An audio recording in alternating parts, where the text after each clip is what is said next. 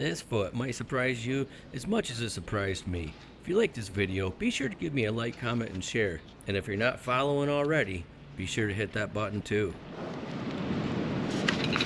Hey guys, I'm Aaron Lavoie, Midwestern Hoof Trimmer. This girl come in with a problem on her front right foot. It appears as though she might have an ulcer or an abscess going on. So let's go check it out.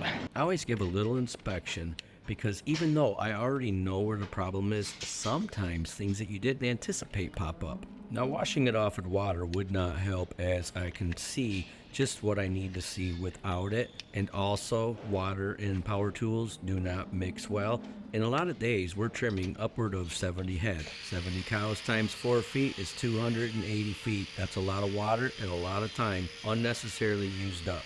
As far as the trim goes, we don't need it to see what we need to trim because our trim is based off of length, measurement, and angles. And as far as the lesion goes, 99% of these lesions are not infected. And I know what you're thinking, Aaron, if there's pus involved, there's infection. And you're correct. However, most of the time, what you're seeing in these abscesses, or called abscesses in most of the videos, are really blisters. A true abscess is intermuscular, and yes, it does have an infection. But the definition of a blister is serum-filled separation of the living corium and the outer lying dead cells. Therefore, these white line lesions that you frequently see that very, very rarely go into the intermuscular tissue, but are separation between the corium and the outer lying dead cells, even though are frequently called on here abscesses with pus, they are not really abscesses with pus. They are separation with serum. Actual infections in cow hooves are pretty rare, with the exception of digital dermatitis, which is not on the sole, it is up on the cleft of the heel. Now, everything that you saw me removing, that was separated hoof horn, which was initially separated from the living corium. However, most of the corium recovered, and now it was separated between two different layers of hoof. Now, I have to ensure that everything that is detached from the corium is removed, because as you saw before, manure and dirt and debris likes to get in between those two separated layers. But this is where this hoof surprised me. I really thought it was going to be so much more separation than this little tiny area that is ulcerated. And don't worry, that cow that you hear bellowing in the background is not the cow that we're working on. If you remember in the beginning when I was talking, we could hear that bellowing going on as well. And if you listen closely, you can actually hear the cow that we're working on breathing and sniffing while that bellowing is going on. If our cow that we're working on here was bellowing out of pain, it would sound a whole lot different than that. And she'd also be yanking on that foot as hard as she could, trying to get away.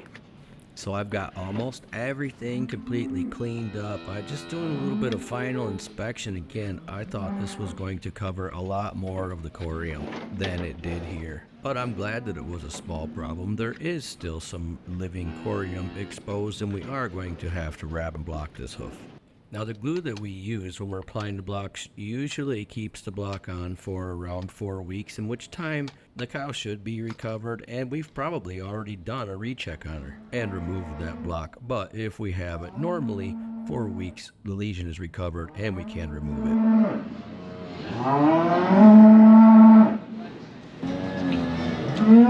it. So there's no more loose or disconnected hoof horn.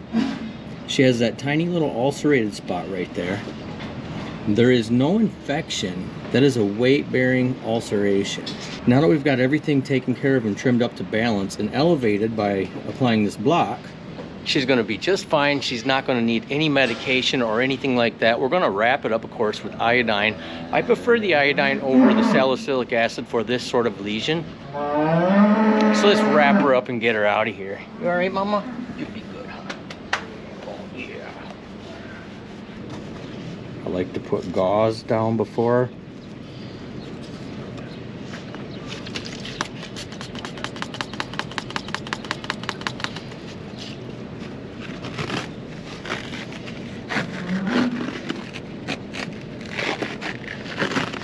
Pink.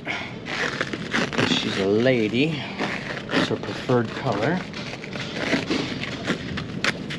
We don't want to tuck or tie this wrap. It only needs to last for 2 or 3 days. At that point, she'll be well on the road to recovery, and we want to allow anything to drain. We don't want that wrap to start to hold in manure. Come on, Mama, that a girl. Does that feel better? Sometimes it takes them a few steps to realize that they have a block on, and they can walk pain-free. But as you can see, she's already doing much better. Hope you guys enjoyed this video. Till next time, catch you on the flip-flop. Bye.